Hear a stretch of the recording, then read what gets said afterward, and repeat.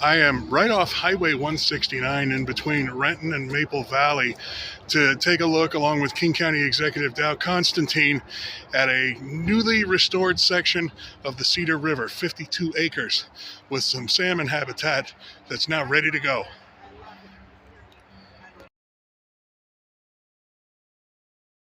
And this is John Hansen. He is with King County Department of Natural Resources and Parks. John, talk a little bit, if you would, about the value of this just for the fish alone. Well, projects like this allow juvenile fish and adult fish an opportunity to occupy the floodplain, side channels that historically would have been present in this setting, but were eliminated and filled in as development came in and the people moved in. In the past, they tried to control the river, put it in very tight, narrow corridors, and that increased energy in the main channel. So when we'd have a big storm, all that energy would wash both the fish eggs and the juvenile fish out before they were ready to go into the lake. And so the survival would be much lower than it would be in a setting where you have these sort of off-channel, quiet areas where fish can rest, get a little bigger, and be more successful making it out into Lake Washington and then Puget Sound. Now, I know this one's relatively new. I'm also aware of the other project upriver. How's the recovery, I'll call it, for the salmon so far? Well, I think we've seen some very promising signs. When you have a site like this, and I think I was also project manager for the Rainbow Bend project up river a bit, we saw fish occupy it immediately. We've actually seen juvenile fish in this very stream already, even though the equipment left last fall. So, they're attracted to these kinds of settings because it's slower, but they're also attracted to disturbance. So in a natural river system, the Pacific Northwest, rivers move things around. They create gravel bars, they make side channels, and then they disappear. But fish are attracted to that kind of new, clean gravel. And so I would say the response is good. In terms of recovery, it's dependent upon a lot of things, ocean conditions. It's really difficult for juvenile fish to survive through Lake Washington because of the predators. There's a lot of things going on that sort of are stacked against them. Trying to do one bit at a time, and this is 52 acre beds. And I just want to make sure I have it correct, because there's a lot of new planting here. Yes. You'll see, and that's to provide shade, isn't it? In time. But this is it's going to be a habitat for birds and wildlife, and the idea is to restore a floodplain environment, and so that's where we need to land, which is the broader habitat. Yeah, thanks, Frank. This was. I'll be out here again. Now, if a person wants to come in here on their own, can they? Does that gate mean that that's not supposed to? Well, we're trying to have folks respect the plantings, so and stable. So we'll direct them. Something through the council is the best way to do it. Probably so. And we're going to talk to parks about trying to create wayfind signs and direct people that do find their way in. Because I'm really fascinated. I was involved with the Hyla Brooks when we went ahead and restored that about 25 years ago. Yeah. And that was a much smaller scale. This is fantastic.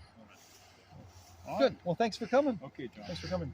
And John, one other thing I wanted to ask you too, because you had mentioned the channeling and the increasing the speed of the flow there. This changes the nature of flooding through this stretch too, doesn't it? It sure does. Basically, we've doubled the size of the floodplain. So if you imagine a floodplain as a bathtub, if you have one twice as big, the water levels go down.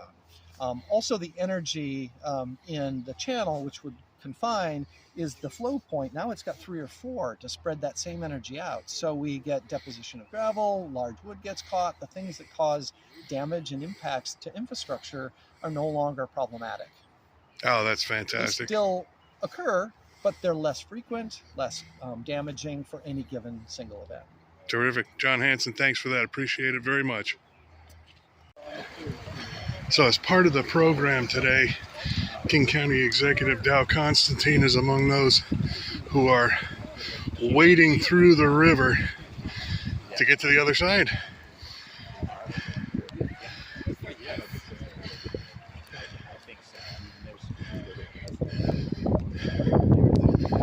And what they're doing is looking at some of the rebuild of this section of river to see exactly what this project has accomplished.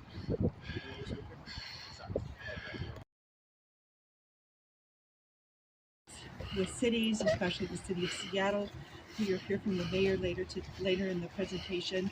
Other public utilities, RIA 8, local, state, and federal governments that have participated in the project, and also ensuring that we had all the many permits that were necessary to complete a project of this size. I'd like to just take a moment to recognize a few people who are here, in addition to our speakers. Mayor Sean Kelly. There you are. Great, thank you for joining us from the city of Maple Valley. Is Cody Eccles here? I didn't see Cody earlier from Councilmember Reagan Dunn's office. No hand up? Okay. Brandon Parsons, who's the Director of River Restoration at American Rivers. Thank you, Brandon. And I think I just saw Andrew Lee, the General Manager of Seattle Public Utilities. And I also want to give a wholehearted thanks to John Hansen and the whole project team who made this project happen. We're joined by several people who will be speaking, and I will be introducing the first one, somebody I am very proud to work for and known for a long time, and thank him again for all the environmental championship work that he does for our department. Thank you, Christy. And thanks to everyone for being out here today.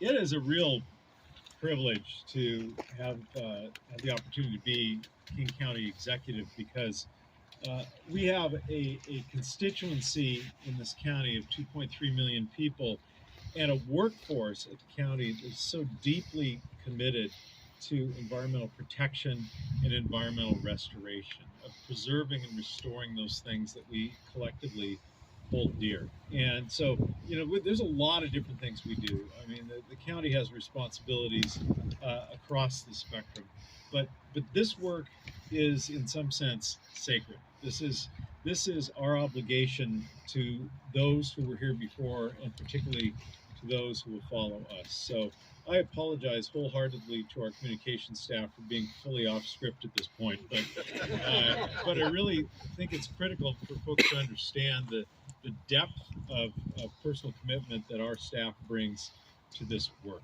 And I want to welcome everyone to Riverbend, the premier location for our Earth Week celebrations. Now, we don't just do Earth Day, we do Earth Week, but to be fair, in King County, every day is Earth Day, right? Yeah. Today, we're celebrating the completion of a major project, a project that restored nearly a mile-long stretch of the Cedar River, simultaneously reducing flood risks and improving salmon habitat. And this is a textbook example, a big one, but just one example of what we are accomplishing across the county with our Clean Water Healthy Habitat initiative. It's an initiative I launched to unify our various efforts to produce better results faster for people, for fish, for wildlife. It builds on progress we made upstream a decade ago when we completed the Rainbow Bend restoration project. And the benefits of these large projects extend throughout the watershed. Native salmon, you may have seen them at the Ballard Locks, but every single one of those fish came from this river and returns to this river. This will particularly be beneficial because of the shallow habitat, the slow-moving water, shallow habitat that we and our partners created here. More salmon will be able to get more nourishment and be ready for the journey to the Pacific.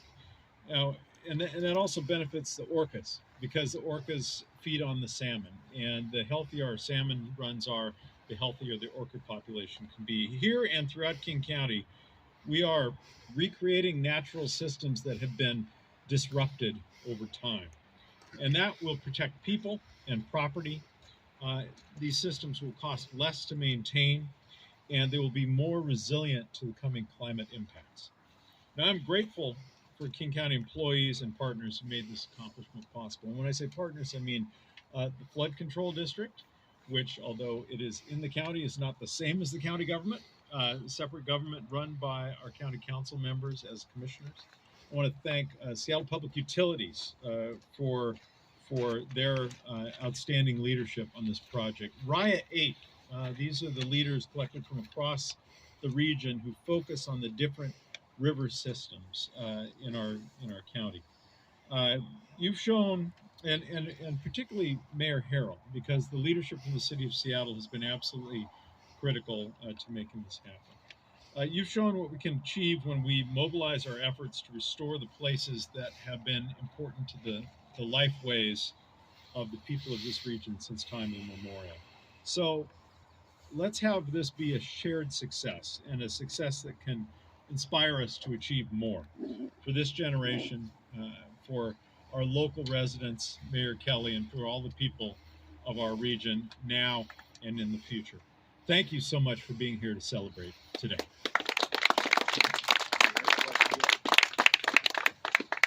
So it is now my pleasure to introduce the mayor of the largest of King County's 39 cities, and someone I get a chance to work with on a daily basis across that range of issues I talked about earlier, another champion for the environment, Mayor Bruce Harrell of Seattle. Thank you, Dow. Appreciate your leadership in this warm introduction. I was always told as a younger person, it's not so much what you say as how you look when you say it. So let me brand our state first. Because we're all in this together. I'm pretty excited to be here. I remember as a child, my father would take me out in this area and with my mom and my brother. And one of the benefits of being, I suppose, of having a few gray hairs is that you've seen it. You've seen tough times in these areas. You've read about in the newspapers different issues associated with climate change. And then when we finish a project like this, you see that through policy leaders, through community activists, people who are fighting for salmon recovery, fighting against global warming, and then you see collaborations between local governments and our county leaders. You see this project, and so it comes together quite well in this beautiful state of ours. And so I'm very excited to be here. Our utility, the Seattle Public Utilities, I can't thank you as one of our prized departments enough for helping restore this natural area. I mean, 52 acres of floodplain with the side channels is just, quite frankly, it's just incredible work.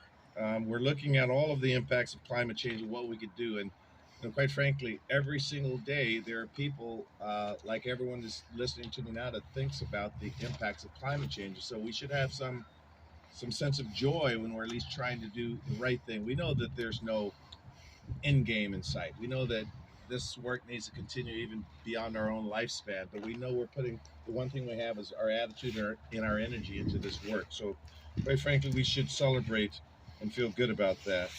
When we look at the better outcomes for salmon that travel downstream to Lake Washington and looking at reducing the flood risk to the surrounding communities, again, it just couldn't be done without you and without the partnerships, without the leaders. I want to give a special shout out once again to our Seattle Public Utilities General Manager, CEO, Andrew Lee, and Brent Lackey, the SBU Advisor and Project Manager. Thank you. We know their values when we talk about healthy water and pristine water, and your whole team of executives, they sort of live that vision every single day. And then once again, there are times where perhaps we have to work through some real tough issues, but there's also times to sort of slap each other on the back. And so I think this is one of those days. We're not taking a victory lap, but just a soft pat. Working with Executive Constantine and the Department of Natural Resources and Parks Director Christy True and the Project Director John Hanson, I talked to my team, and this is sort of inside baseball here, but I talked to my team and I'll ask, well, how are they to work with? Is it contentious? Is it going well? And they say it's been absolutely awesome working with these teams. And I think that's how you're able to get it done. That's not to say oftentimes there aren't reasonable policy differences on tactics, but the collaboration, quite frankly, and I'm getting that constant feedback, particularly on this project, has been absolutely awesome. We recognize that no one city or government agency can protect and restore this watershed on their own. So quite frankly, it's going to take these kinds of personal working relationships to get this work done. And under our administration, whether it's Bellevue or Maple Valley or Tacoma, I always try to give Tacoma a little shout out. I don't know why. My wife's from Tacoma. In all seriousness, we're going to base these recovery efforts like this on our relationships here in the state of Washington. Thank you very much for this work, everybody. And next, I'd like to ask Max Brinson to come up, who's the chair of the Cedar River Council. Thank you, everyone. As Chris said, I'm chair of Cedar River Council. Cedar River Council is a group of citizens that get together to advocate for the health and the use of the Cedar River in many different ways. Looking at restoration projects like this, and we advocate for the use of a project to make sure that it's multifunctional. So we know that Chinook is an endangered species, but we also work with the county to make sure that we're looking at sockeye and other types of fish as well. The Cedar River Council not only looks at the habitat, but the representatives there also look at how the system is used for recreation. So there's people that have concerns about boating and rafting and all kinds of different things like that. So it's a really great opportunity for a citizens group to weigh in and really help to create some changes and work collaboratively with all of the groups that have been involved in this project. This project exemplifies the fact that, you know, the mobile homes that were here, but associated with that was a septic system, right? These things all changed the opportunity and the health of the river. And those people were properly relocated, but then also the collaborative effort in looking at flood control, right? And how do we do that in a way that yet allows us to create extra habitat and do it in such a way that it mitigates damage to other residents that are on the river. So we thank the council for its hard work. We have council members here today. And we also thank all of our collaborators, which includes King County, WDFW, the tribes, Seattle, SBU. We have an intense system here. I don't think people are very much aware, but 60% of the water that feeds Seattle comes from this system, right? And so it's not only important for the health, but it's important for the citizens as a whole in Seattle. And the vision that was produced in the late 1800s to create the watershed continues to serve the group Seattle today. So we want to continue to provide that type of vision, solutions, and working with everyone so that we will have this in the future and that your children and the future generations, and most importantly, our sockeye and our fish and everything else can utilize this system to the best of its ability. Thank you.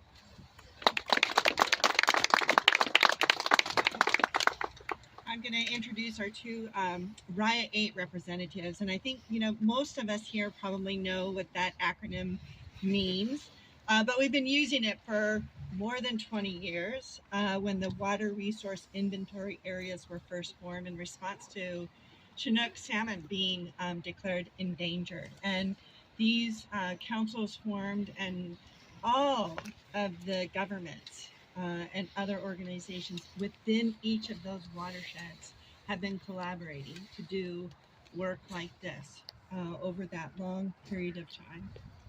We still have a lot to do. So I'd like to introduce Redmond City Council Member Vanessa Kritzer and Bellevue City Council Member John Stokes.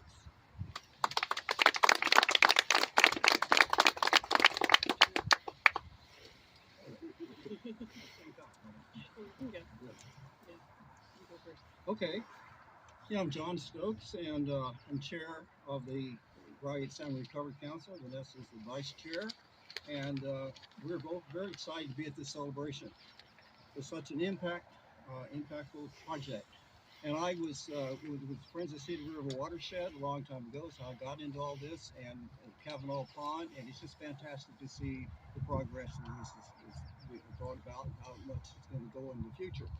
And because we're all talking about salmon recovery, and it's a bottom-up effort led by local communities and watersheds around the state, just like this one.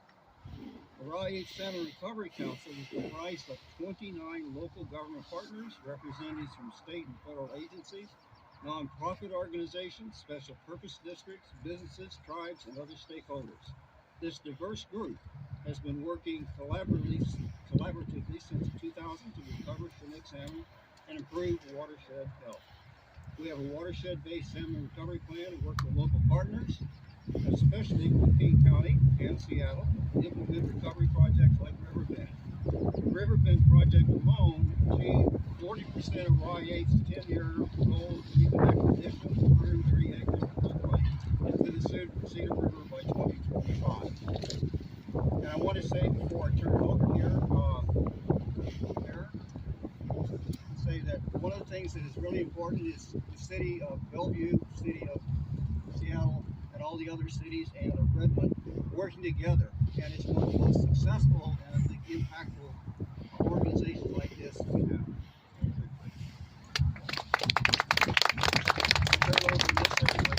And just an amazing person. Thank you so much. Well, yeah, and just wanted to add a little bit more about this project. So, this is a critical project both for the quality of life for the community nearby, but especially for salmon recovery, because floodplains provide places of refuge for young salmon to get out of fast-moving waters. In those slower waters, they can rest and feed and grow, and this gives them a much better chance of survival on their way out to the ocean. Floodplain reconnections, just like this one, will significantly increase both the quantity and the quality of habitat for multiple salmon species. But it doesn't happen without funding. Salmon recovery is a long-term effort, and it requires a long-term commitment and funding. State capital budget programs like the Salmon Recovery Funding Board, the Puget Sound Acquisition and Restoration Fund, and Floodplains by Design are critical in making efforts like this happen. Raya 8 helped to direct and secure nearly $12 million in local, state, and federal funds for the Riverbend project. And we really appreciate the collaboration from all of these different entities, and especially thank the City of Seattle and King County for their partnership, their leadership on this fantastic project, and we're proud to have been a part of making that happen. Thank you.